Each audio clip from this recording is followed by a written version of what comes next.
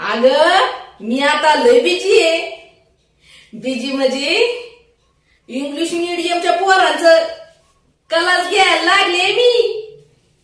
कशाला बाया नवऱ्यावरती अवलंबून राहायचं या. आपण पण 4 रुपये नकोय का मोबाईलला. मे आय कमिंग मॅम. हे बघ खाली बघ पोरं. ठेवू का?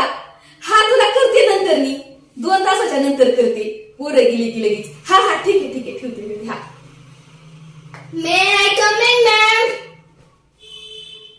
ऐ ऐ काय म्हणता ये? मी येऊ का? ये की मग.